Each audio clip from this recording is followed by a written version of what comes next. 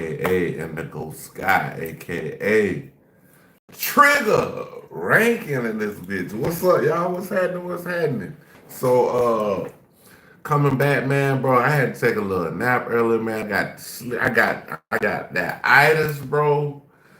I ate me some of that good chicken. I was gonna come right back, but man, I ate a little too heavy, man, and had to get a little bit of rest and things like that. So yeah, I'm back, man, like an asthma attack. So y'all know what it is. I'm talking about. Hey, wherever y'all tune in from, city, state, providence, let me know, man. We about to start this thing up. We got a new one from our people, Most Scandalous Los Angeles TV.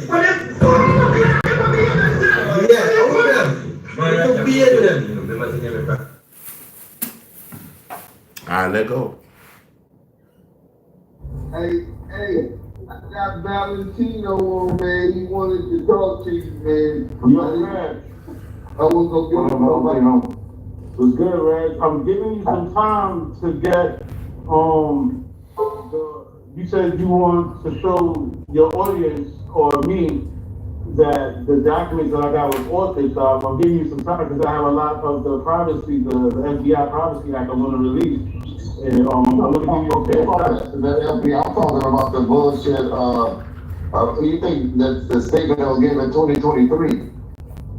Yeah, I have more of that document. Only 2030. But there ain't no FBI stuff. That's fucking Hold on, let me show you. There ain't no FBI stuff though. That's fucking information Act. That's what he got. It's Freedom of Information Act. Well, we're talking 2023. That's. Just hold on. I'll send you a screenshot right now. Hold on. So you said I got the year wrong? You say, I mean, if you got anything from FBI, I ain't talking no FBI since LJ and them and shit. What's that, 99, 2000? All of this is the deposition from hold on, dude, I'm saying that. Hold on, and also, if it is a deposition, you got to be careful what you're denying and what you're saying yes to, because I don't want to get you jailed. Oh, man, who's good to TV? Yeah, I just sent my whole deposition to do films. I just sent my whole. How many pages was that? Let's see. I'll send it to you under that one up there. I say is I called you a clown. I got you on that. You want to block that number? I never blocked it. I told you I don't block it. That's John unblocked you last night. I didn't block you. You don't block. I don't block people, though. I don't block. Can you call Vlad right now? Can you call up Vlad right now and get rid of them strikes? Maybe they gonna fall off. I don't want to go like they gonna fall off in 2 days. Why are you man enough to send them shots when you can't say ceasefire? I told my audience, look, hold on. This is all I'm saying, though. I would agree with you. Damn. Fall off in 3 days. But it doesn't make sense. Why am I saying about a struggle? But how is it affecting you? I'm asking you. How is it? Because when What's up? Brianna. Johnny Carcola or whatever that is. Johnny, I don't know what that is. Gangster. I don't know. What's up, y'all? This against you. I'm not arguing. I'm not going to use this. Hey, man, if y'all mind, y'all hit the like button for me, man. Y'all hit that like button for me, bro. Damn, son. Get them strikes off my chin. I'll call you. What's up, Johnny? What you got going on, Johnny? We waiting right now. We got Johnny G in this thing, y'all. Johnny G. What's up, Johnny? What you got going, Bridget? You got $1,000 Galaxy. I read the police report. You got $1,000 Galaxy. Your Galaxy was $1,000. That's what you said, right? Or do you got a new phone? What they call shit? I got about 5 people on my phone. This nigga paid $1,000 for a Galaxy. Come on now, dog. Come on, man. Yeah, me too, man. Oh, I'm just trying to get my hours up, bro. That's it. 2 of my grandsons on the phone with AT&T. Right. So your phone can make a 3-way. You can call. So right now I'm about at 1,000, about almost to 1,000 hours. I got 3,000 more to go for the year before I can get monetized. So that's why I'm on here like that. I'm from Florida. Florida. I'm in America. Jacksonville, Florida. You know what I'm saying? Stand down. Get rid of the shots right now. My whole point is why for 3 days? We're talking about 3 days. I've been struggling. My channel been struggling for more than 3 days. If you see it as, oh, he shot, he'll heal up in 3 days. I look at him. DJ Vex, what up, babe? For the last 7, 8 days. Don't be like RJ. DJ Vex up in here. We gotta hit the DJ home for him. We gotta do the effect for him. You know. Shout out DJ Vex. Welcome back. RJ got a shot on me out of jealousy and him. Yeah, I don't know what's up with your RJ. I got you know I don't fuck with RJ, so. RJ's a better than Arnold. He said the N-word. Nah, it's not gonna take a long time. I just gotta stay, diligent. Just keep doing my lives every day. I'll probably get them. Yeah, these products, man. Products them products come big, man. Them products come big, baby. You know what I'm saying? He wanna be keeping these friends. You don't want that shit, buddy. You and what's that other clown? What's that clown? Me? What's that putting me in? What's that fool name? From New York. That's his name. Joke, no joke.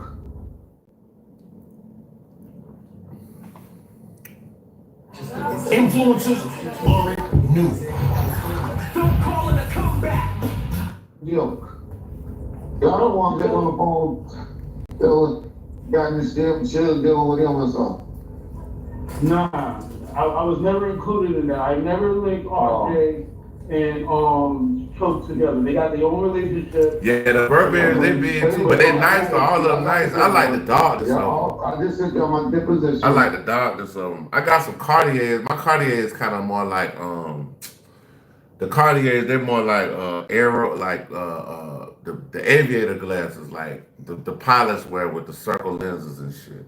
How many people? Man, I got the Ray-Ban. I got the I know y'all know about the Ray-Ban Metas. I had them bitches before they was the Metas. I had the one called Facebook Stories, but they were still Ray-Bans. I had the first generation. Still got them. Somebody tell me, whatever you said. Still got them. I said this to both of y'all. I said it to him too. Rusty sketches, oh yes, active Adobe, so that's gonna be a whole big file.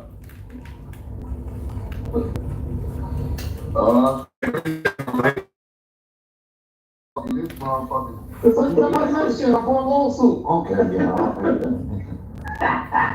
Ricky was talking to the feds and those people from the law. Oh my God.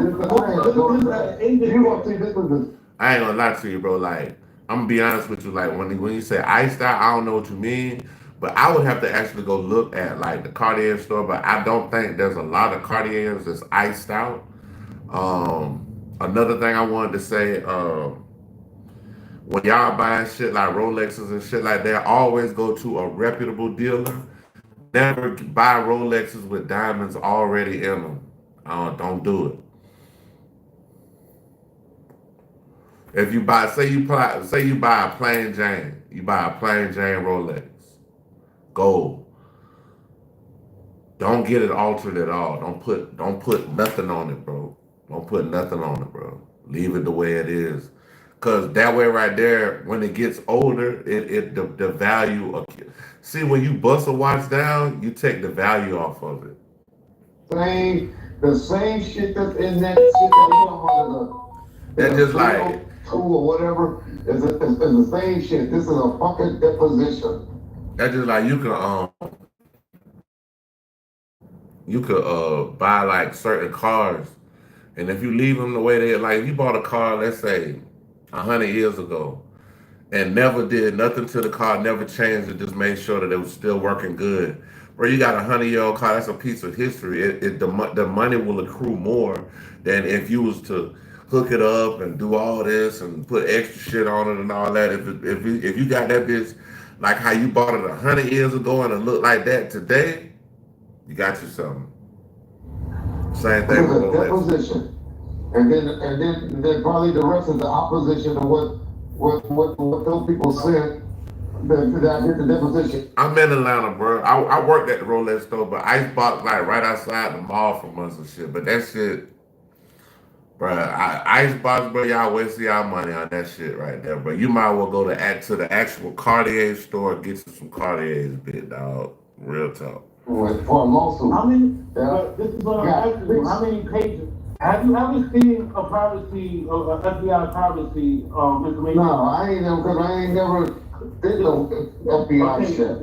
let me, can I school you or give you some information on that? Go ahead, Look at Tupac, go online, look at Tupac and ECE's FBI information act. They have. So what do you mean? Does mean you talk to them, or does mean that they were looking at They you? were looking at them. Hold on, no, they put together a case, they put together a whole, it's like a PDF, they put together a whole What's PDF up? of shit that you did, or a whole, what I got was I'm gonna let you know what I got.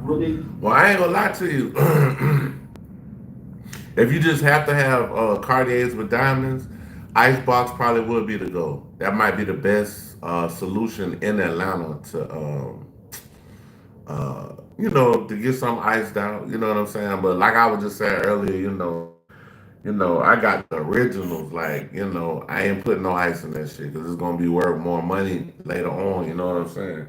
It's gonna accrue in value because I didn't switch it up. Most of the shit in the icebox is it's altered. Like as far as like when it comes to like AP, automatic gas, Rolexes, things like that. Like they're all like mostly everything in there is altered.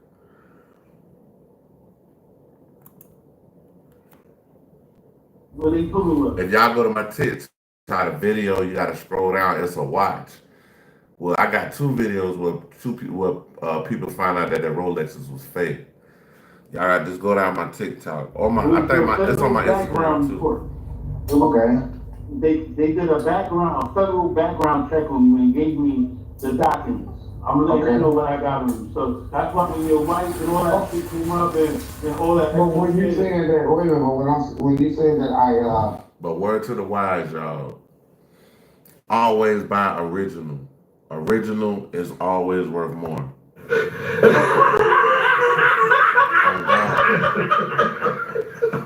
That's crazy. I talked to them because they did a background investigation. They did that told me and I talked to them. That means they were investigating me. There's a reason Chevy is called the heartbeat of America. It's in the pulse of those who never stop. Right? So even all that means they were investigating me. Thank you for being honest with that. Because even Shook said, why is there a grand jury on you for the assassination of Pac and him? Well, because all I laid down was an atmosphere. I went to the grand jury. I never denied that I went to the grand jury on KBD. I almost bragged about it. I told KBD that it was coming. Y'all don't remember me telling KBD? And KBD laughed. I told everybody, I put on YouTube, I put the cops on camera that came knocking on my door. When he knocking on my door. Do you really believe in your heart? Do you belong in that key witness spot? No, not if I was saying PPD did it. All I'm just saying is there was beef between Bad Boys and Death Row. Who best committed that? What about Idi Amin? Well, what happened with Idi Amin? Why did Mao just kill stuff? All I did, I got Edie and Shook on the phone about 4 or 5 months ago. And Coach Shook was trying to get him to sign something. And then I'm talking about Vegas, right? Okay, I admit, hold on. I admit that I took Keith, Edie, and Gaddafi down to the police station to meet with Vegas PD. I know FBI agent. Vegas PD in about 98, something like that, 97? No, right before Gaddafi died. So, but Malcolm was a way better witness than you. He was there actually. Okay, and he testified too. He testified. But he's not key witness. How did you get that? Y'all don't want to call me key witness. Vegas ain't calling me no key witness. That's y'all calling me the key witness. No. He called me the key witness. Oh, well, that's key witness. That's okay. But I was listening to PPD words. Well, let's take people and go, okay, but of course he gonna call me key witness. That's all he know about. I'm the only one been bragging about going to the grand jury and stuff. And y'all exposing my thing. Everybody knows you've had battles throughout the years. Yeah. So at the time, they were saying that you was on. That's why he didn't want to invest it. Flipping the star snitch, y'all. Right. They already invested. You sure they didn't want to invest? They already invested. Like I said, with the album, It was running a little slow for me. I was like, it was recorded, shot the video. I mean, everything. That was just some bullshit. You know what it was. Do you ever feel like Get rid of the people? competition. Do you ever feel like people at the label didn't do enough for you when they could tell that you really needed help, or do you think that you were too far gone? No, I was never too far gone. I mean, it just all I needed was just do me like you do everybody else. You don't sit there and speculate about this and think about this and assume this. Just do me like you do everybody else, and it's gonna be alright, man. You know what I mean? But that never happened. So I think with DMX too, you never, that gym I feel never put a lot into DMX. It was always the groundwork with DMX. Cat Williams just lit the internet on fire after dropping bombshell claims about Beyonce and Jay-Z and the way they allegedly moved in the industry. He painted a picture of Beyonce running cover while Jay-Z quietly pulled strings behind the scenes, and the most shocking part, Cat says this played a role in destroying DMX's career. What happened was, I had a crazy track record, Def Jam, everything was good. I'm going to do the 6th album. Jay-Z became president. Yeah, when he first got the job, he hit me with the call like, yo, dog, it makes us run in the building like, yo, you good. Finish the album, shoot the video. What happened? Go on vacation and, we don't know. What you mean you don't know? How do you listen to a whole album, pick a single, shoot a video, then don't know? Okay, I see what's really good. You're trying to eliminate the competition. The first you retire, then get me off the label, now you're back rapping again. Okay, that's all, baby. That's all. According to Cat, DMX never bowed down to Jay, never played the industry games, and that's exactly why Jay couldn't stand him. Instead of being celebrated, X got blackballed hard, punished for not being someone Jay could control like the others.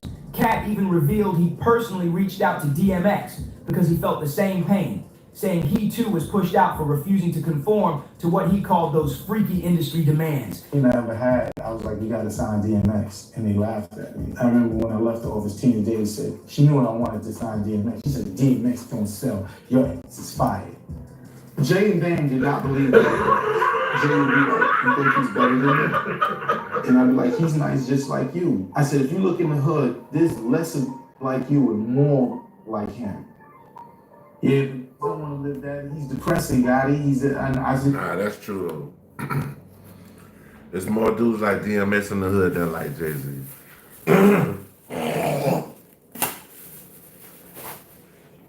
Jay-Z is a... So Jay used to watch me grind with X, and he was off with the Hitman. And then something strange happened when I made it happen. And here's where it gets messier. DMX's downfall lined up perfectly with the moment Jay stepped into power at Def Jam. Irv Gotti, who was once Jay-Z's right-hand man, even hinted this was no accident, leaving fans to question just how deep this sabotage really went. Jay-Z didn't just compete with DMX. Cat Williams claims he went all out to crush him until there was nothing left. The sabotage was so brutal that X, once one of the most powerful forces in rap, was left leaning on substances just to cope with the pressure. And here's the crazy part. X was with it, Ja was with it.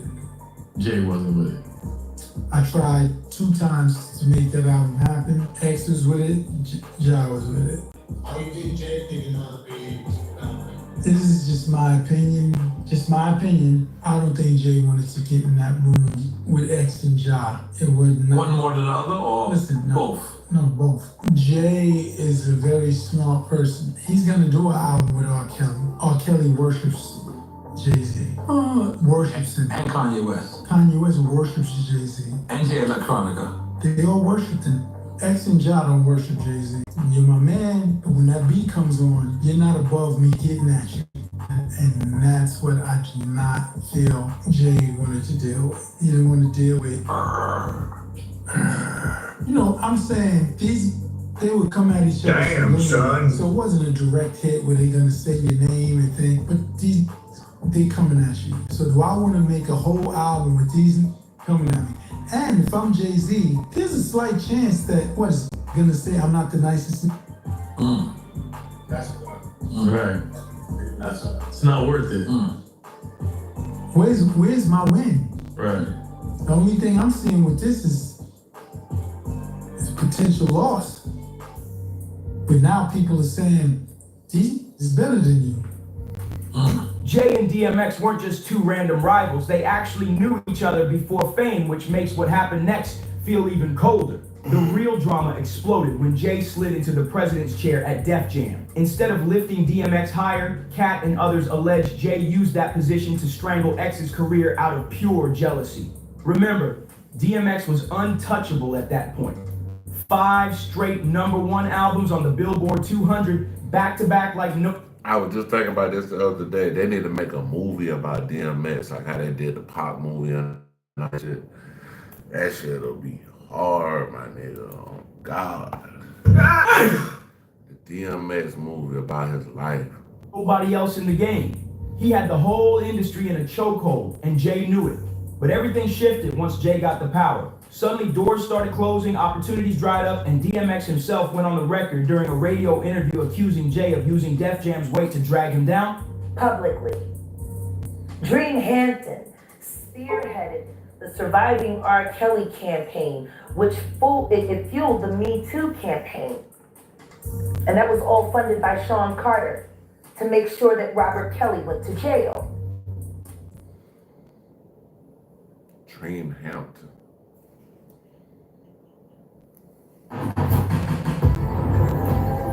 Smokehouse chicken is back, only at churches. Get his lick back. Why is nobody understanding that Dream Hampton was being financed and by Sean Carter? They were able to go and get all of these witnesses because he was there with Robert Kelly. How does Jay-Z sit down with Gayle King and she not ask him one question about the intersection between him and Aaliyah and Robert Kelly? This is insane that people keep refusing. How many victims potentially do you think there could be? Thousands. Thousands. I've talked to hundreds that I deal with still myself. I have 3 victims right now who are willing to give testimony about not only what Mr. Carter has done to them, but his wife as well. They're a nasty little couple. Oh yeah, this is the Piers Morgan interview. What do you think happened with Kim Keeping people against their will. Putting people on planes. Unconscious.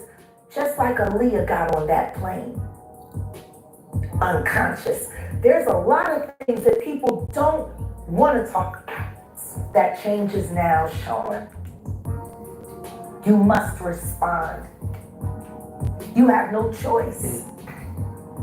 Harvey Weinstein, Jeffrey Epstein, Robert Kelly, Sean Combs have one person in common, professionally and privately.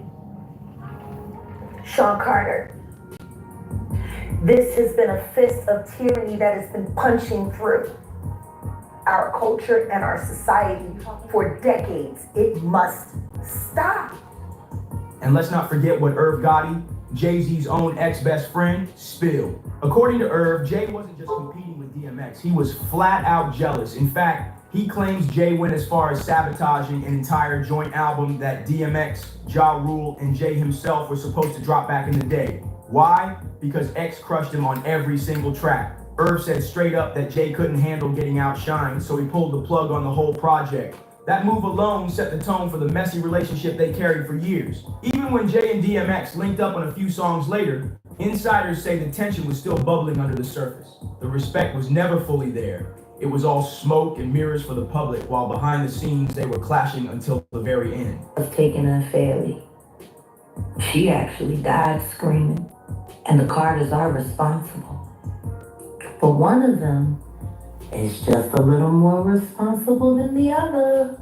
Question is, did Sean Carter delete his mistress, his pregnant mistress, because his wife was jealous? Or could it be possible that maybe his wife's temper is just a little worse than most people think? And maybe he just had to clean it up to protect the brand's sake. I mean, I'm just speculating. Irv even revealed that this legendary, never-before-heard album with JX and J. Rule was completely shelved because Jay couldn't stomach DMX stealing the spotlight. Now here's where the whispers get even darker. Some people out there are...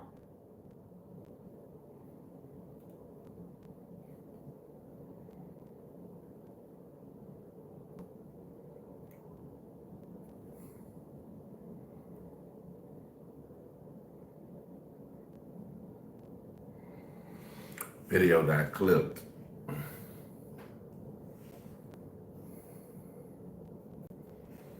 YouTube just started all over again.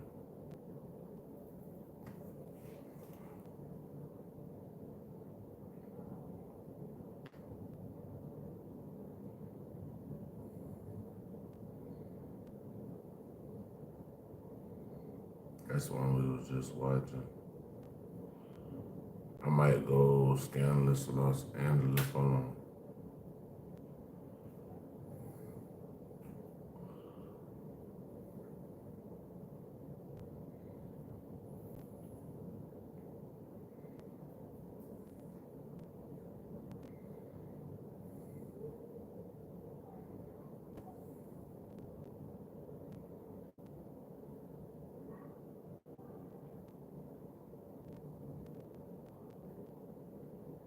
Damn, I ain't heard that one.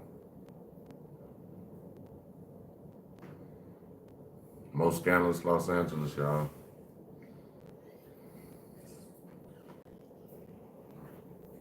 You did say the day is yesterday, right?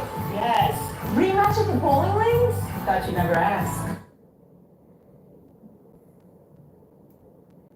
You're trying to say that God is favoring a group of people over others because of a bloodline.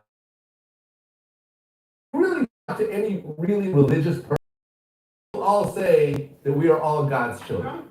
The original Jews, Jesus, and everyone else who was living in the Middle East. So let me tell you something. I have been to the Middle East. Go out there.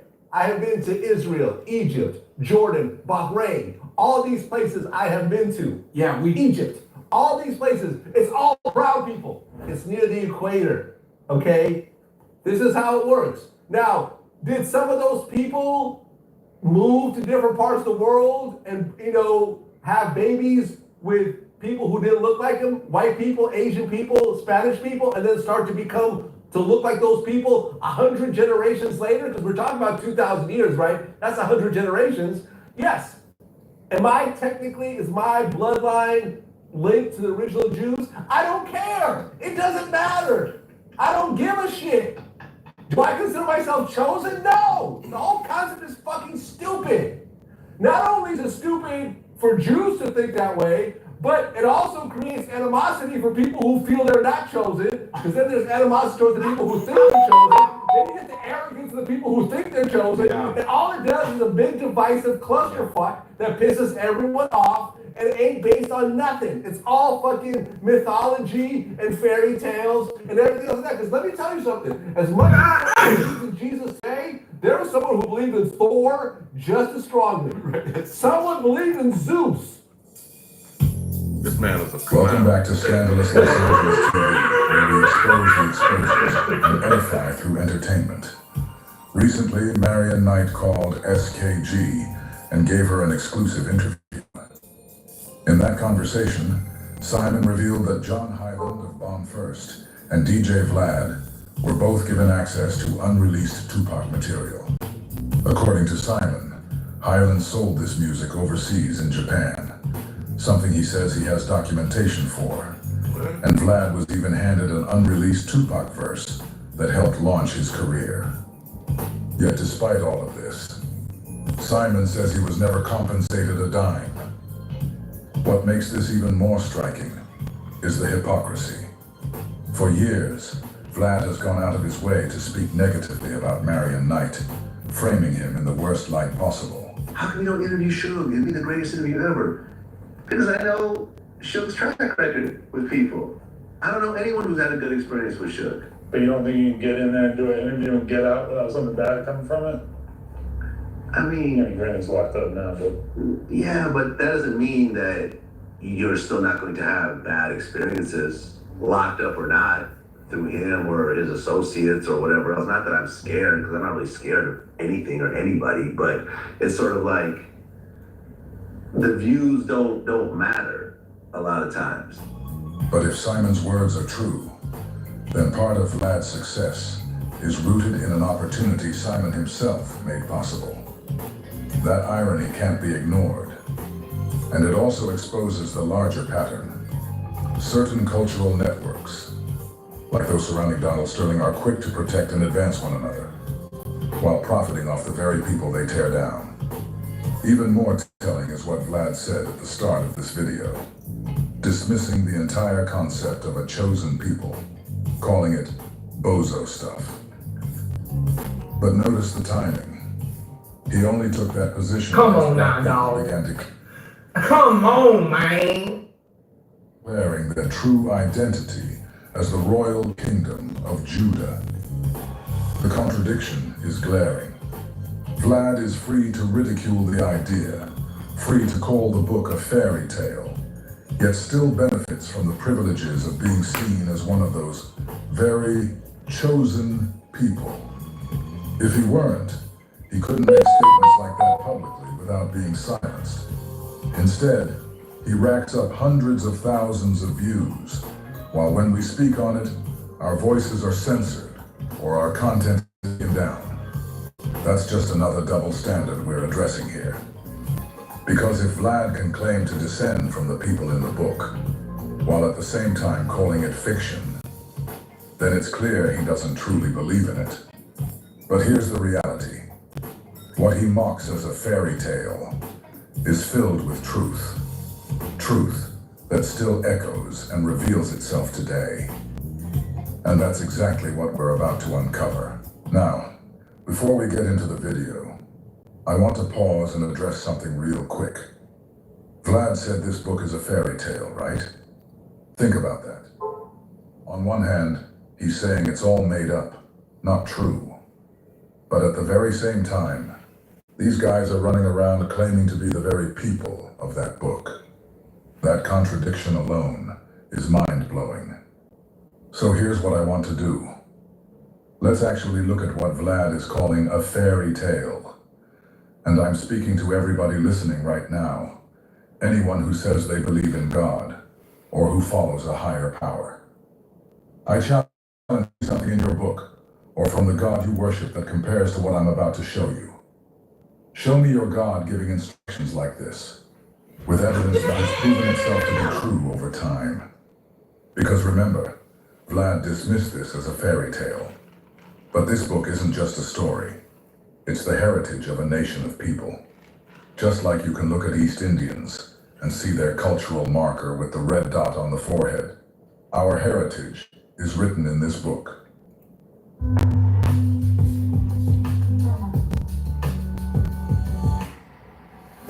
With the red dot on the forehead. Our heritage is written in this book. Understand that. This is our law, our foundation, our inheritance. So let's take a quick look. We're not going too deep right now. Just something simple. Just a starting point. Because Vlad called this a fairy tale. I want you to judge for yourself whether this is fiction or truth.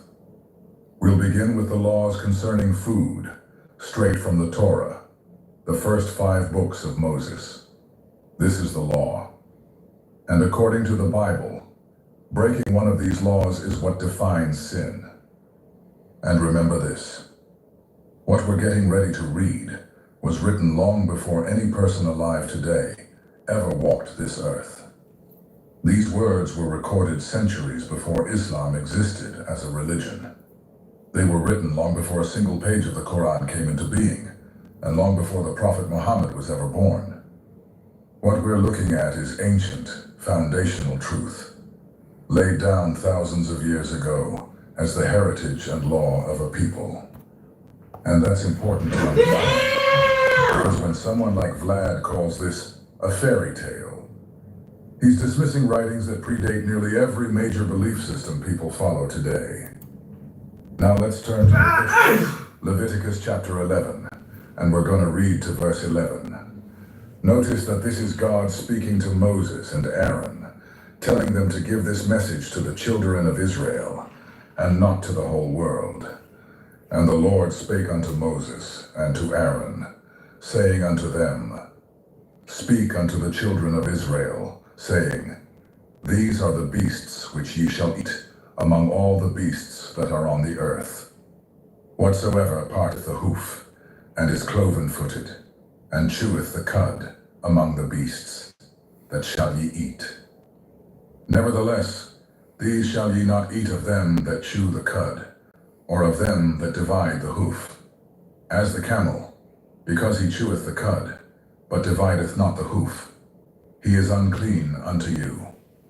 And the coney, because he cheweth the cud, but divideth not the hoof, he is unclean unto you.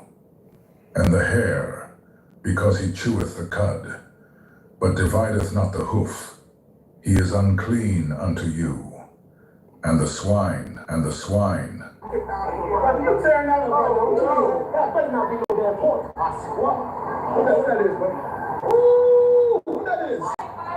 what is that? Oh, man, don't tell me what that is. Brother, what is that, brother?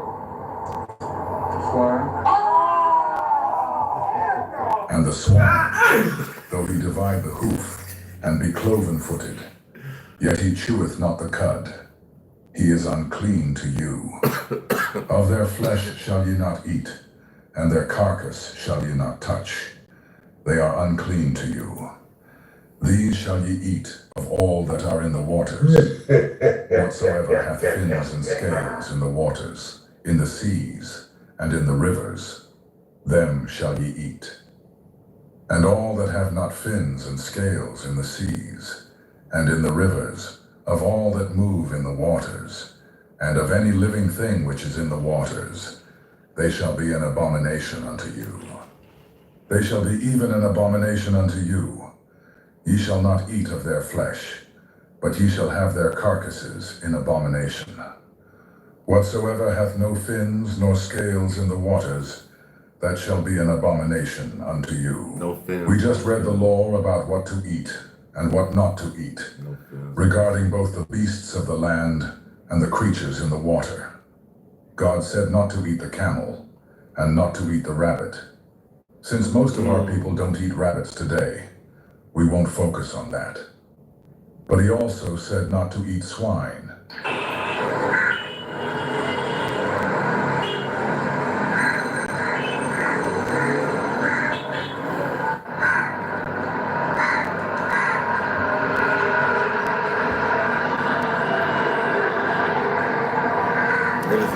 Slop.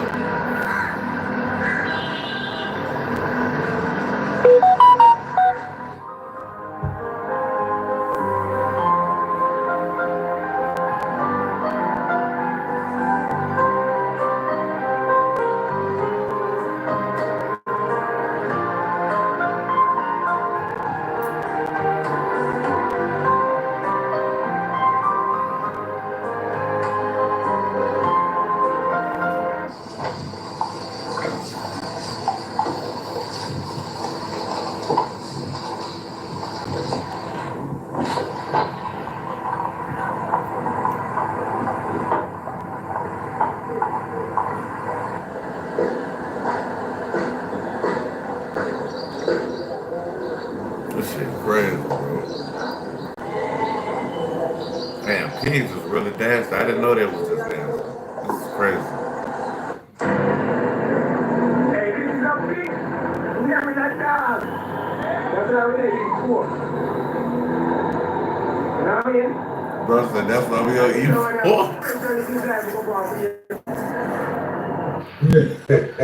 Bro said that's why you don't eat pork. That's crazy, bro.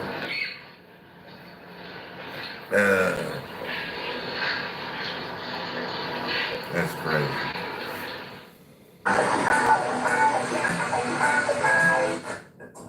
inside of his leg. You could see it just eating the thing from the inside out. Jimmy's got a fish in his tank, so now David got one earlier, and there was actually sea lice inside of his leg. You could see it just eating the thing from the inside out. Jimmy's got a fish in his tank, so now it's time for a cleanup crew.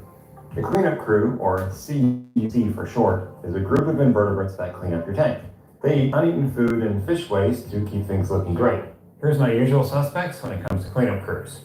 Shrimp, specifically cleaner shrimp, peppermint shrimp, and fire shrimp.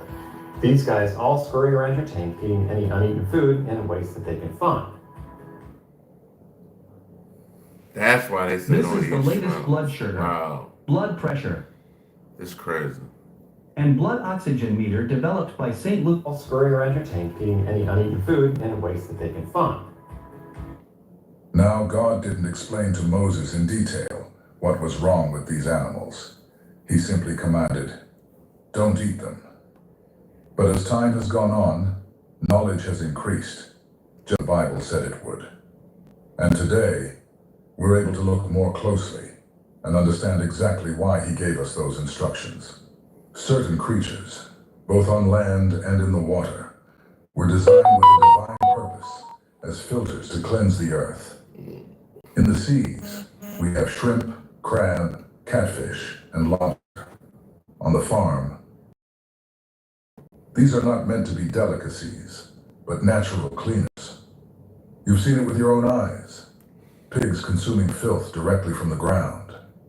They serve their role in creation, but when people consume them, they are in effect consuming that very corruption. This is why God instructed Moses to tell the children of Israel not to eat such things. What many fail to realize is that this principle extends beyond food. It is a reflection of how God deals with humanity itself. Just as he created filters in nature, he chose a people to serve as a moral and spiritual filter for the world, the children of Israel. Their purpose was to preserve righteousness, to restrain corruption, and to keep the earth from descending into ruin. But when they abandoned God's commandments and ceased to live by the law that distinguished them, the world became polluted with wickedness. God intended his chosen people to be holy and upright, equipped by his law to carry out justice and truth. That law was not a burden, but a heritage, the very law of life, given to set them apart and empower their mission. So yes, you may go on and enjoy your gumbo, but remember, the crab you cherish is nature's garbage collector, filled with... Damn, son!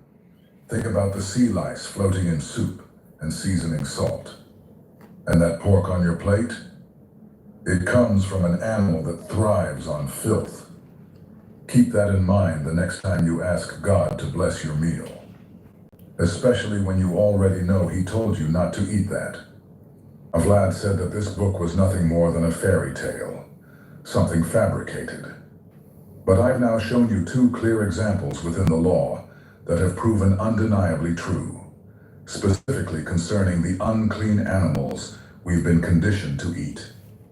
Now, I turn the challenge back to you. Present something from your book, from your guide, that we can examine and test for truth. Let's set aside the games and the pretenses. If what you hold is real, then let it stand up to scrutiny. And consider this. Vlad dismissed it all as a fairy tale.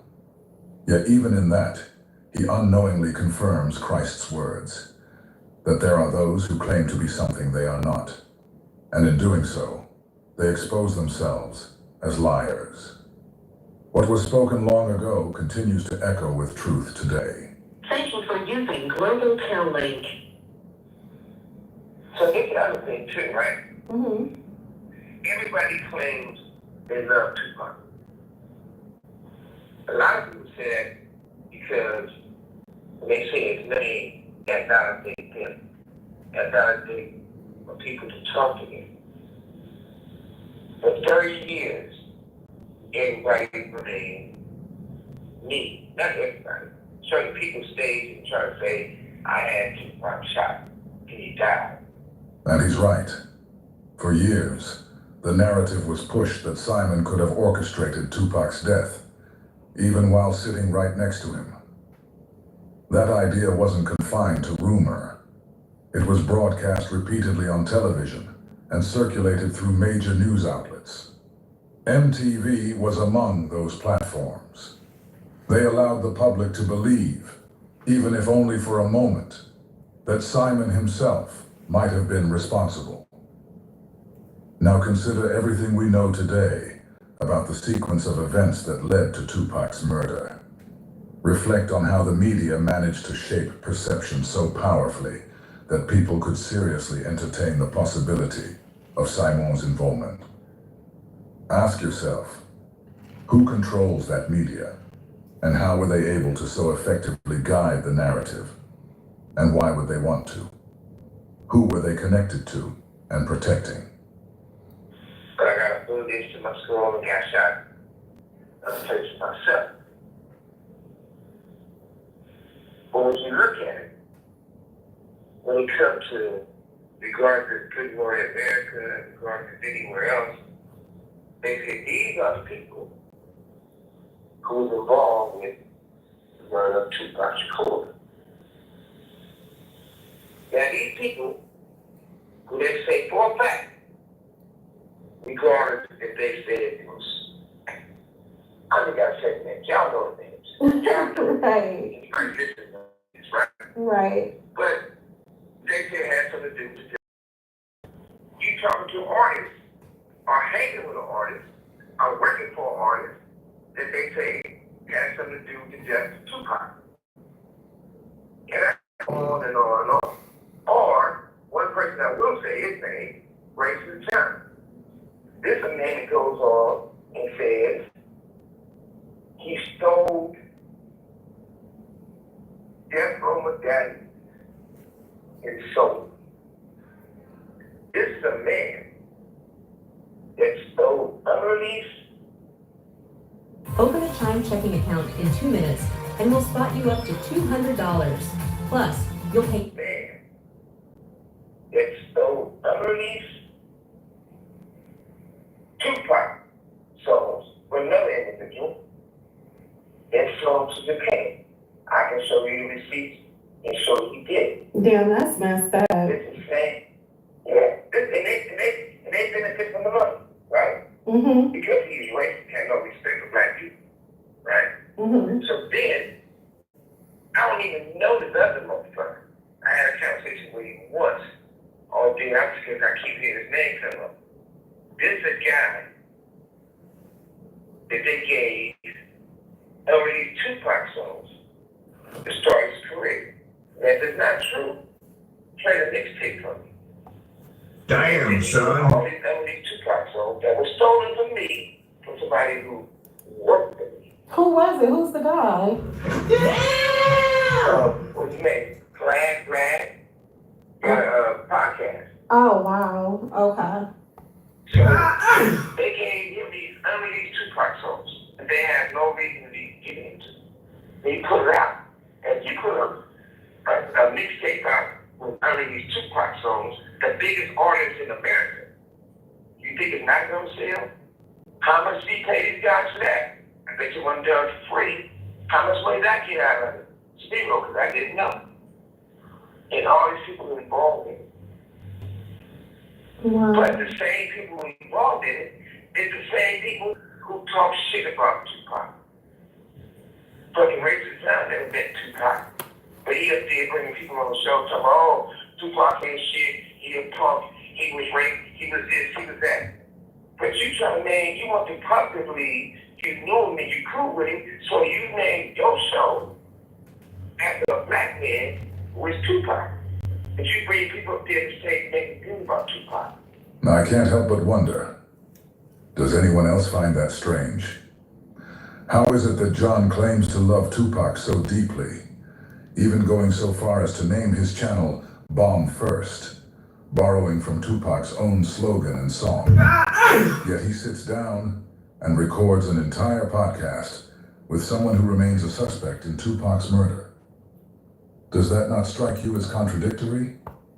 Damn, son. Devotion to Tupac, but his actions suggest something entirely different. Do you see the inconsistency? The people who say they love Tupac, and I'm not here to say what's wrong or what's right, but you sitting up there to people who did Tupac wrong. You sit up there with all these people they said participated in assassination of Tupac. Yeah. If you love Tupac that much, you would participate. I guess time is hard.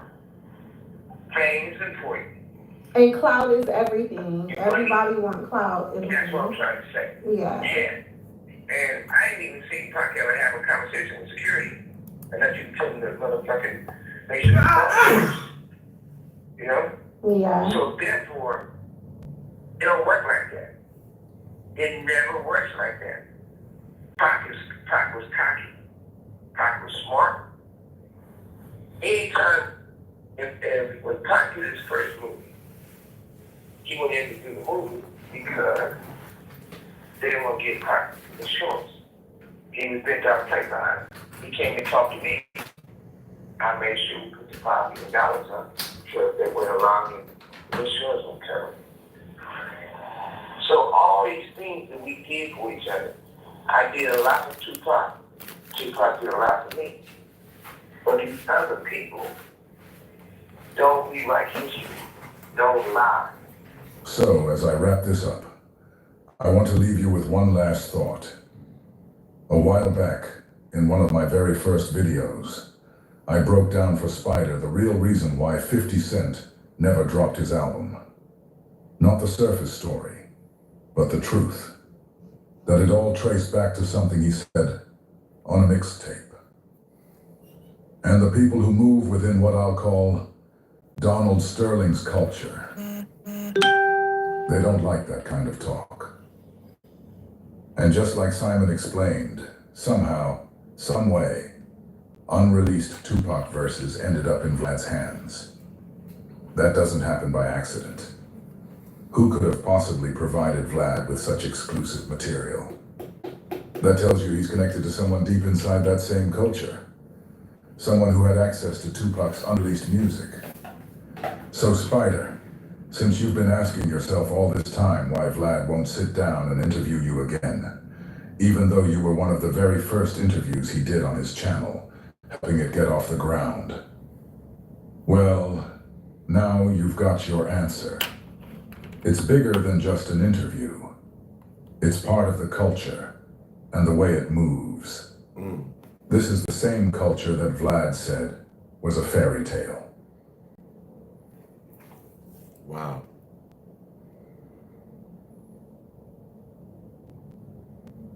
Crazy, crazy shit. Crazy. Those who answer the call of the vagabond know that the best stories aren't.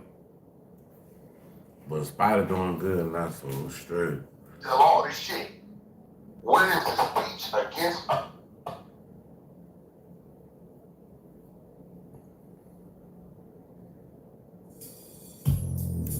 Welcome back to Scandalous Los Angeles TV, where we expose the exposers. And today, I've got a real one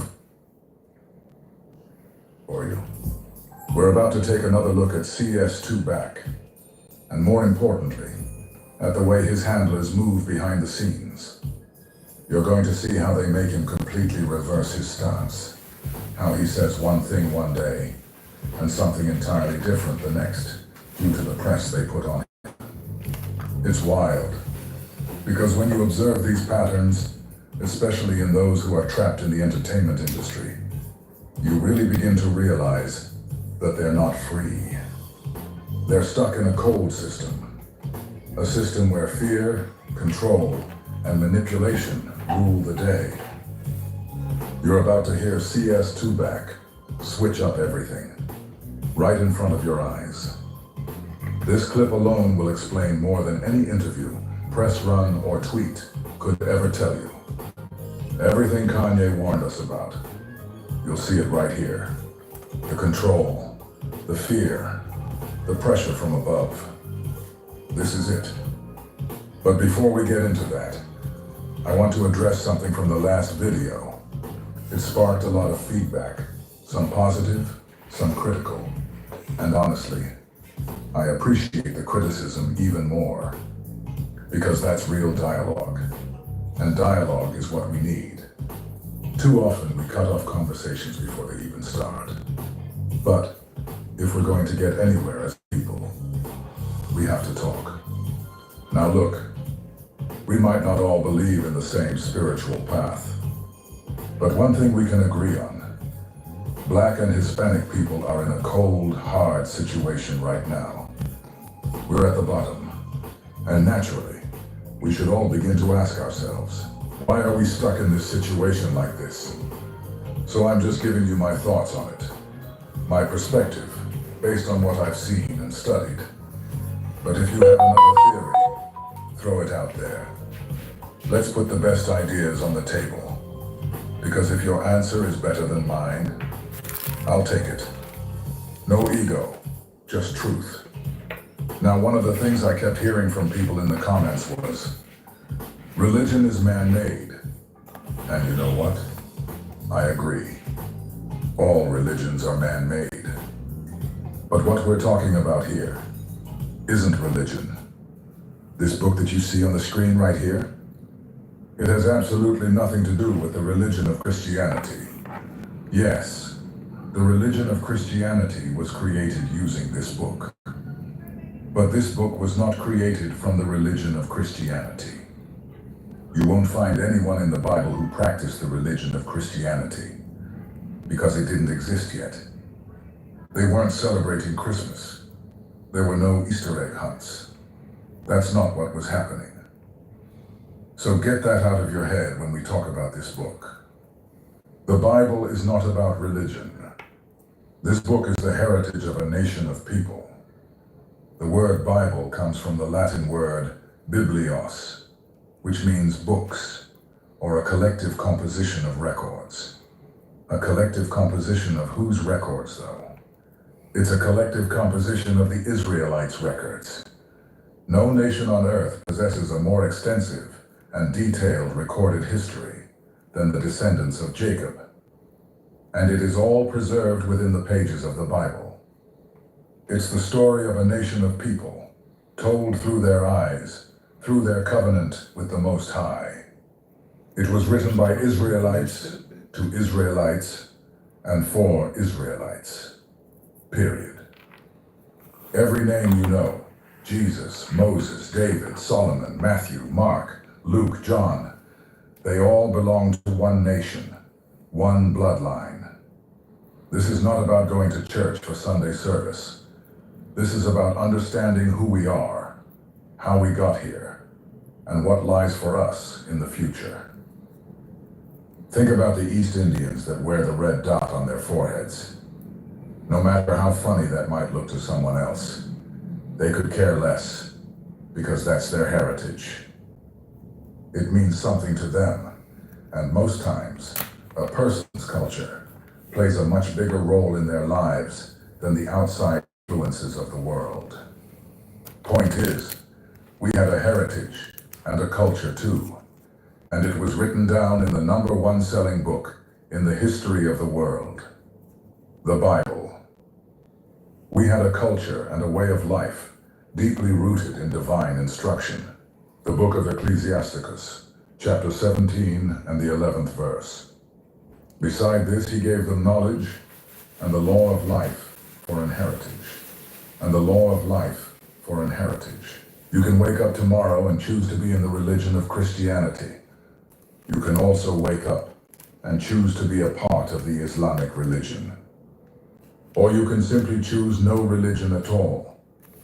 But you cannot choose your ethnicity. That was chosen for you without your consent. We had a heritage too. That's what this Bible is. A record of that heritage.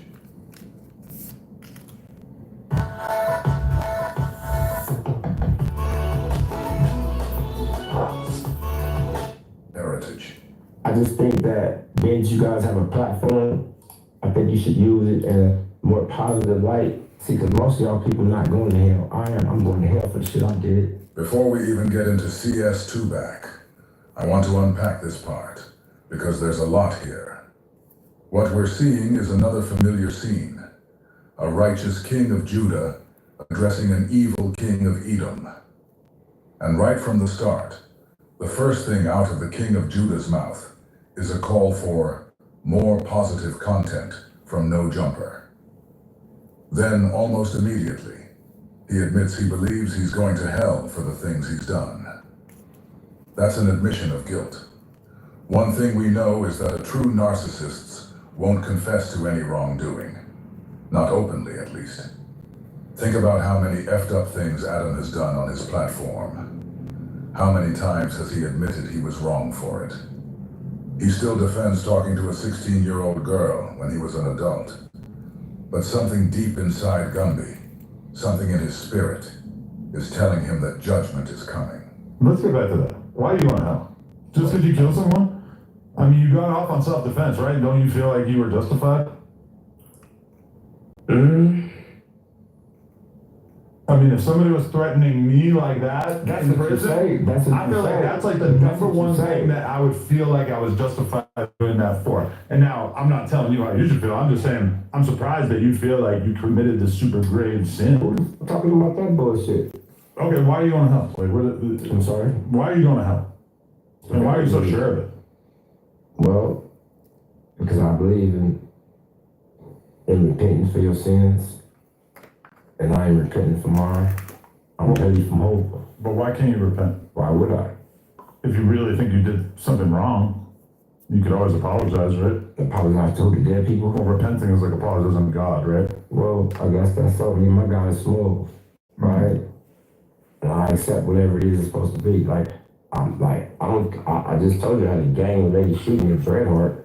Like, I don't know who these people that you've been up here playing with, but like it is what it is. Like, I'm not playing like I'm from Hove. I'm really from Hove Street. But a Christian God would like be I'm not a Christian. You're not? Right. I'm spiritual. I'm spiritual. I'm spiritual. Oh, okay. I don't believe in it. Well, how can you be sure you're going to hell? Because that's what y'all say. I don't believe in any of this shit. I'm not even atheist, so I don't even know why we even talking about that part. Because you're the one who says that you think you're going to hell. I don't think I'm going to hell. I don't believe in hell if you're not a Christian. I'm pretty sure, because of the way I believe. See, the thing about it is this right here. If you believe that there's a right and a wrong, then you believe that somebody's going to judge you. And I don't believe that all my decisions throughout my past have been according to his plan. So Gumby just admitted that he believes he's going to hell. He also said he's not a Christian, doesn't follow any religion, but instead says he's spiritual. Then, toward the end, he acknowledged that there's right and wrong, and that he hasn't been living according to God's plan. That's significant.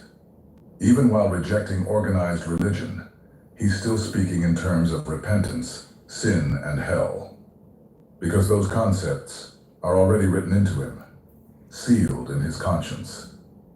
The Creator is still in his mind, even while distancing himself from the chains of religion. Now, he says he thinks he's going to hell, and I know he gets that idea from the Bible. But the truth is, the Bible teaches that he's already in hell. We all are. Hell is a condition that plays out on the earth. The Bible tells us that once this present reality, this hell we live in, is over, hell itself will be cast into the lake of fire. So you're not going to hell. You're already here. He also said he believes this because he's killed people. But let me remind him that he hasn't killed more people than King David did. He hasn't killed more than the Apostle Paul did. The key is this. When a man can wake up, recognize that what he did was wrong, even if he didn't fully understand it at the time, and then strive to do better. Better. That's the path that matters. And about him saying that he's spiritual, let's look at something and tell me how spiritual you think this is. In Matthew chapter 4, the dark-skinned man with woolly hair whom the world calls Jesus Christ, though we know he had a Hebrew name, was tempted 3 times by the devil. The devil promised him all the kingdoms of the world if he would just bow down and worship him. That was long before there was a Hollywood or music industry. Now fast forward to today. We see countless numbers of our people, some the most talented of our people at that, telling us their own stories of how they sold their soul for fortune and fame. I sold my soul to the devil. I know it's a crappy deal. Lisa came with a few toys like a Happy Meal. There's a reason it's called the heartbeat of America. It's in the pulse of those who never stop. This isn't coincidence. This is spiritual warfare. The same temptation in a modern form. So when you hear any story of anyone anywhere talking about my soul to the devil. I know it's a crappy deal. Stories of how they sold their soul for fortune and fame. I sold my soul to the devil. I know it's a crappy deal. Lisa came with a few toys like a Happy Meal. Come on now, dog. Come on, man. This isn't coincidence. This is spiritual warfare. The same temptation in a modern form. So when you hear any story of anyone anywhere talking about selling their soul, remember who it happened to first. Now you tell me, how spiritual is that? And yes, you can be a Christian, which is a follower of Christ, without ever stepping into the religion of Christianity. Because Christ himself never taught Christianity. He never heard of it. He followed the laws, the customs, the heritage of his people. So now that we've set that straight, let's get into what happened with CS2 back. So, they were on Clubhouse, having a heated discussion with a Jewish speaker. Listen to what Porky says to the guy they're debating before his handlers got a hold of him. A whole community of African Americans that claim Jews are the devil. They Jews, right? And they'll point to that. Well, they're claiming that we are the real Jew. What? Yeah, we are the real Jew. We're not claiming we're not calling ourselves devils. You guys got no claim. Did you catch that? Porky just said it out loud. That we're claiming to be the real Jews. You heard that, right? Now, think about this for a second. If Porky is on the payroll of people from Donald Sterling's community, then you already know they're not going to be too happy about him putting that out there. We're not going to play the entire discussion. It went on for quite a while. But here's the part that matters. Right after that exchange, CS2 back gets a phone call. Not just any phone call, a call from his handlers. This will show you all you ever need to know about who is controlling Porky and the rest of these high-profile celebrities. No more we allow this. It ain't a righteous debate. We ain't allowing these people to come in our space, gaslight shit. And Jeremy Green shit all went wrong yesterday. Just because one motherfucker sticking his finger in his ass don't mean we gotta stick our finger in our ass. Next time nigga on some bullshit, because what y'all gotta understand as black people, you're gonna lose. Because what y'all gotta understand as black people, you're gonna lose. Ladies and gentlemen, brace yourselves.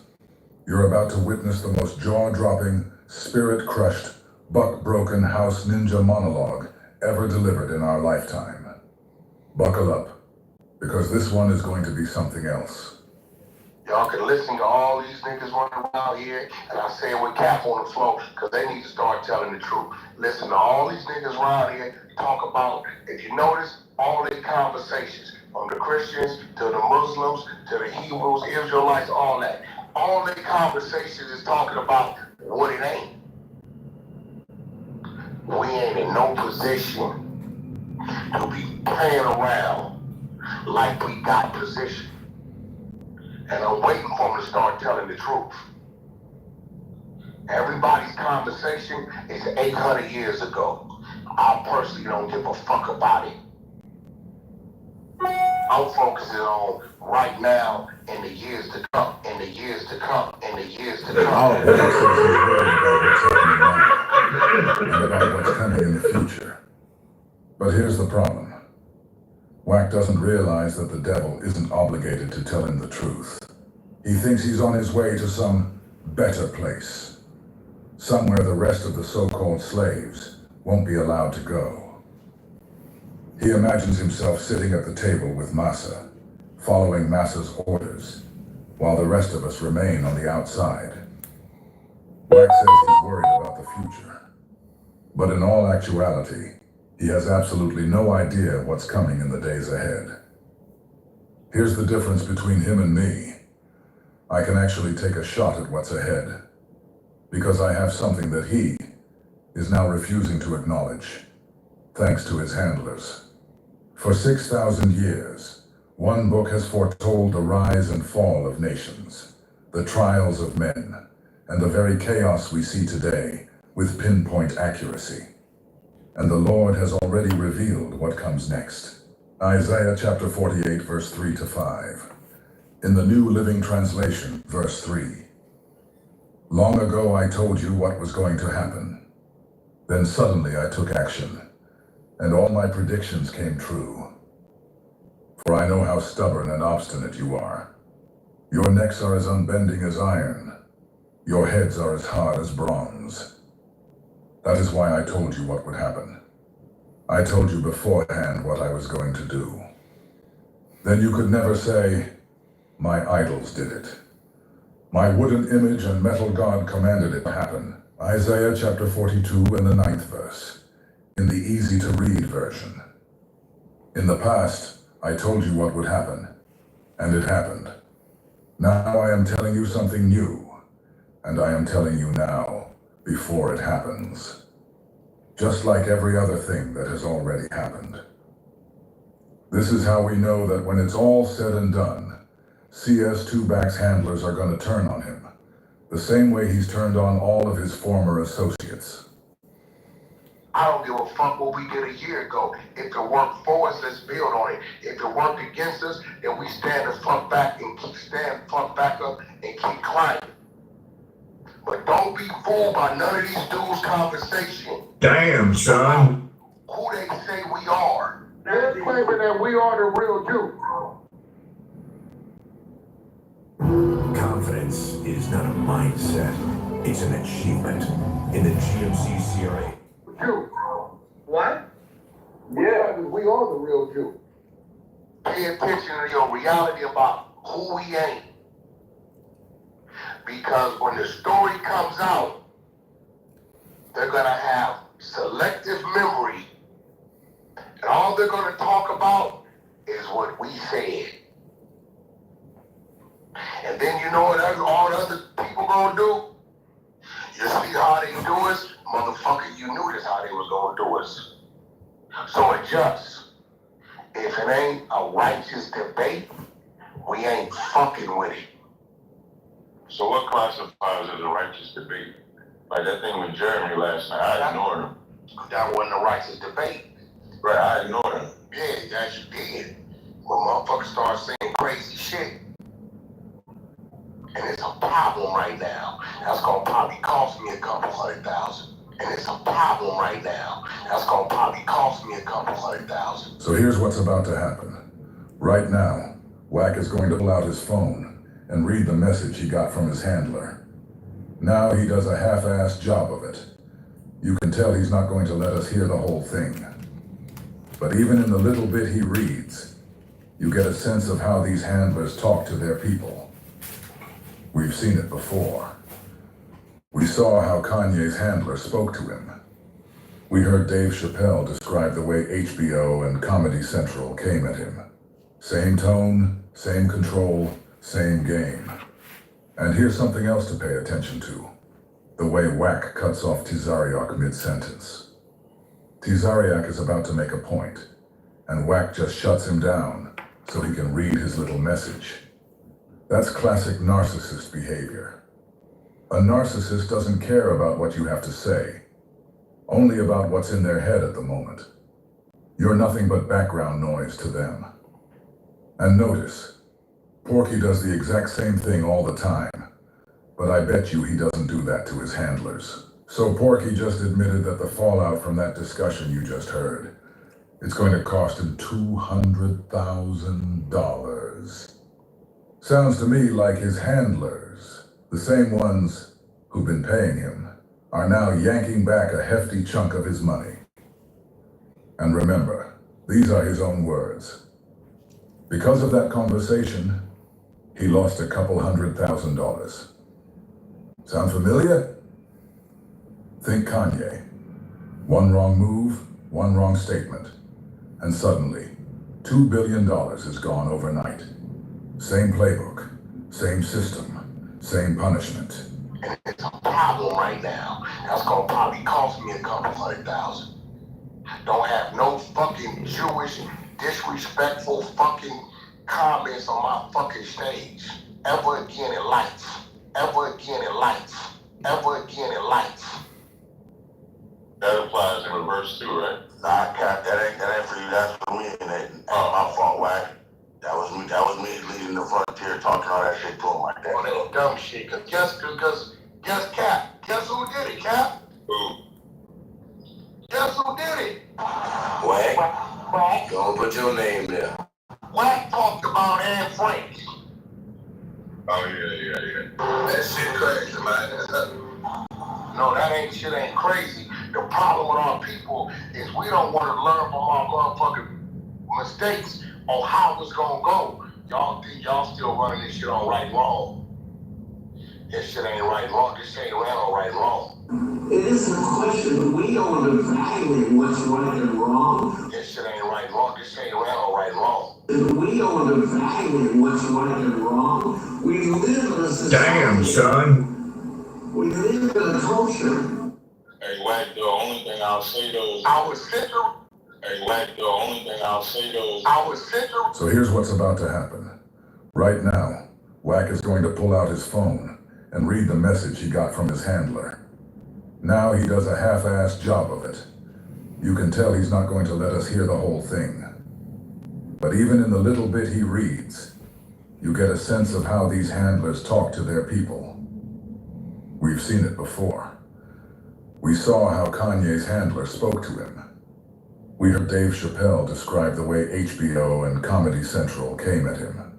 Same tone, same control, same game. And here's something else to pay attention to. The way Wack cuts off Tizariak mid-sentence. Tizariak is about to make a point, and Wack just shuts him down so he can read his little message. That's classic narcissist behavior. A narcissist doesn't care about what you have to say. Damn, only about what's son. in their head at the moment. You're nothing but background noise to them. Same old phone? Nah. Upgrade to the new Galaxy Z Fold 7. It's so cute. She is cute. Statistically, more people have birthdays in August than any...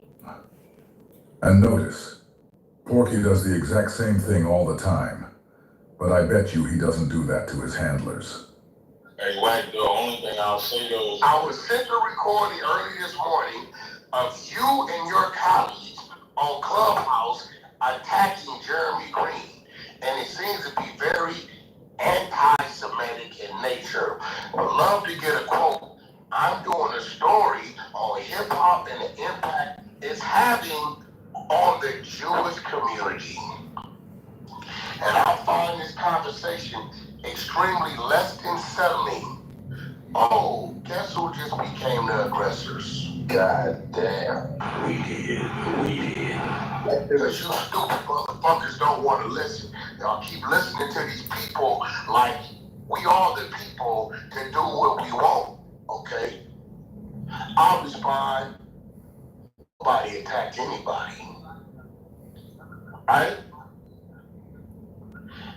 They said, and I quote, you said, Wack, why don't you tell us about Anne Frank? Can you please explain to me who is on that recording if it ain't you? Do you see the way this dude's talking to Porky? Look at the text messages he's sending him. And notice how Porky isn't even reading everything. Damn, son. Jumping from one part to another. He questions about what he said. But it seems like he's kind of sarcastically pressing him, though. Come on now, dog. Tell me who the member Come on, man. If that wasn't you saying it. So now they're trying to find out exactly who was online with him. And understand, they're doing this all day long. They do it over people's YouTube channels. They do it behind the scenes. This is part of CS2-back's job. And the crazy thing is, he's openly talking about this on Clubhouse. That's how deep the control runs. He's willing to get on there and say all this just to appease the wrath of his handlers. So what does he do? He gets on Clubhouse, starts cussing everybody out, does a complete 180 from what he said the day before, and then lectures and chastises everyone like they're the problem. For the guy to be speaking to Porky like that, he clearly has to have something he's holding over Porky's head. He feels too comfortable talking to him like he's a pet that's beneath him. I'm happy to take direct quotes. Are you the same Black 100 who has ties to Kanye West? You stupid motherfuckers. You see what I mean? Hey, look, bro. Don't bring that dumbass Black Lives Matter mentality to fuck around me no more again in life. I am an all lives matter. You gonna come on here, bro, with this shit? Cause ain't none of you niggas gonna take the hit. None of you niggas. Y'all wanna play dumb and stupid like you don't understand how the world turns on you. You wanna spend 900 years of your motherfucking time talking about who was the first black motherfucker here, who was there a slave shit, was it not? That's on you. I'm in 2022 today in December. Setting up and preparing for the future. I don't give a goddamn what I proved happened that didn't happen back then. It ain't gonna put. I'm in 2022 today in December. Setting up and preparing for the future. I don't give a goddamn what I proved happened that didn't happen back then. It ain't gonna put a dime in my pocket or a steak on my table, bro. I don't wanna hear that shit. Take that shit somewhere else, bro. If you're not gonna have a righteous debate, keep that hate shit. This news investigation has uncovered a loophole that allows accused and convicted American pedophiles to escape justice by moving to Israel. Hate shit.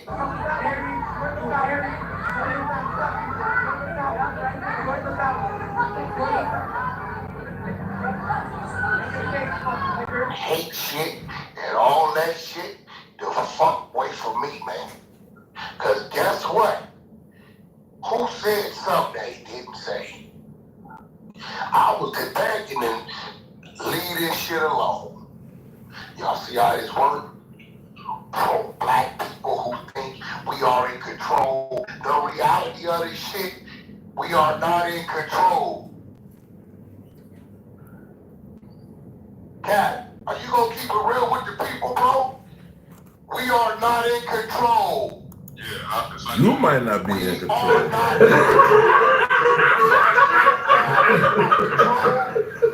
Why? We ain't even in control of our own motherfucking self. Let's be clear. Porky isn't addressing his crowd out of conviction. He's speaking from instruction. After being firmly checked and chastised by his handlers, he returned not to inspire, but to scold, lashing out at his own people. What you're hearing now isn't authority, it's insecurity.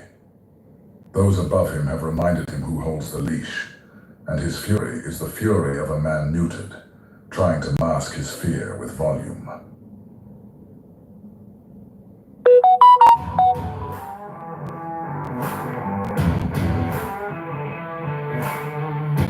With volume. Catholic, Protestant, Israelite, Black Muslim, fuck you, fuck that, fuck y'all, you right, you wrong, fuck your guy,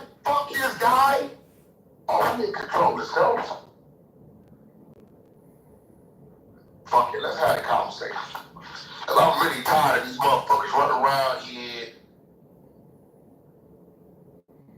Tell Kimmy stop calling my fucking phone. With this fucking, I'm having a conversation with this punk shit and all this shit. The problem, the main problem, that we cannot get a hold of ourselves and show no motherfucking movement, because the people that's supposed to have a voice for us, we keep lying to ourselves. Show me a goddamn speech where one of y'all that said, we as the people are fucked up. We marched when the white cop killed the black man, but when little Pookie and Ray Ray shot up the park and killed folks, it wasn't a march against them people. All we talking about, we want some control when we ain't in control ourselves. Imagine hearing this from someone like C.S. Tubac, a man who day after day runs to the internet with a new black person to tear down, performing for the approval of the handlers who pull his strings from behind the curtain. And now he stands before us, lecturing about how black people can't unite, as if he himself embodies unity. It's absurd. Brazen hypocrisy dressed as moral authority. And never forget, this outburst isn't born of principle. It's the echo of what his handlers fed him, angered by a conversation he had about Jewish people. Don't nobody want to look at us and say, what's the problem with us, and let's fix up. And after the speech, nothing happens. Nothing happens after the speech. You niggas will have a speech and say, we marching on the Capitol. Woo, woo, woo. And y'all gonna march on the white folks. Yo, we tear down Rodale Drive. And y'all go down there to the white folks' little shit that they built. Y'all bust the windows, steal all this shit. What is the speech against us, about the shit we doing to us? And then it's an action after the speech. I'ma mute up.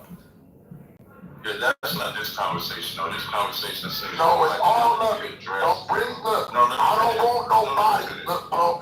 Hey, look. I want you to attack us first. Don't bring the attack on them to my page until it's an attack on us for our correction. I ain't never been reported to you or anybody. It's real shit, bro. You sat there, bro. You sat there and had a conversation with this nigga Hassan, knowing goddamn well when he wake up in the morning, the only his whole mission is gonna be to find a nigga to talk about. Let's keep it real. You said I had a conversation with You had to have a conversation with Hassan, knowing damn well his conversation when he wakes up in the morning is gonna be find a nigga to talk about. One thing should be absolutely clear. Once you understand who C.S. Tubac's handlers are and the faith they follow, you'll also understand why they view Captain and his message with such hostility. They have no love for Israelites. In fact, they despise Hebrew Israelites even more than they do Palestinians. It is of extreme importance that you understand that. So when you see Porky moving against Captain, saying and doing the things he does in the future, know that it isn't coming from his own convictions. He's carrying out the will of those who control him. In doing so, he's traded away his integrity, his independence, sold his very soul. There's no getting around that. Just keep it real, bro. That's not why I had a conversation. No, but you listen to the point I'm saying is it right away. See, my thing now is I'm pointing out what niggas is doing, myself, you, and any other nigga. Yo, I signed. Yeah, that's a bro. Hey, bro, we had a conversation, and 3 days later, I look up, and in the last 3 conversations, you just been attacking us. What's up, homie? No, niggas need to start doing that. All the niggas out on their shit. I didn't see us attacking y'all. That's why I It ain't about y'all, bro. And anybody want to tell Cap what this nigga does? Disrespect everybody black. It's disrespectful. That's what he does. I never said he does. I never said he wasn't. I never said he wasn't. Yeah, I never said he wasn't. What I'm saying is, but this is what I'm saying. Cap, you close to do, right? That's cool. I bet you I have 10 conversations debating who's the real Jew and who ain't, but then you ain't got one conversation. Hey, bro, what you got going on over there? I see this, what's up with this? Let's point out the things that's wrong with this. Because he was look, whether I like it or not, he is a representation of us, right? But we want to talk about them. We spent a little time talking about them, but if you notice, I even used you as an example. Listen to the point, bro. Niggas will come and talk about them. When it need to be more conversation about us. That's what it was. Anybody listening to it, all you gotta do is listen to the interview. That's what it was about, us. What did we do? You this, that. I didn't see that. I don't follow his channel like that. I know, that's the point right there. Why don't we follow us, but yet we want to talk about some people who's telling us, get the fuck away from me, why you bothering us? But I don't talk about them either. Only when it's important. Like that's my whole that was my whole point. Like I talk to them all the time, talk about I just know how to have a conversation. And like, bro, I ain't gonna lie, bro. All the fake outrage, I'm gonna call it fake outrage, bro. And all my years of living, bro, I don't know about the rest of you niggas on this stage.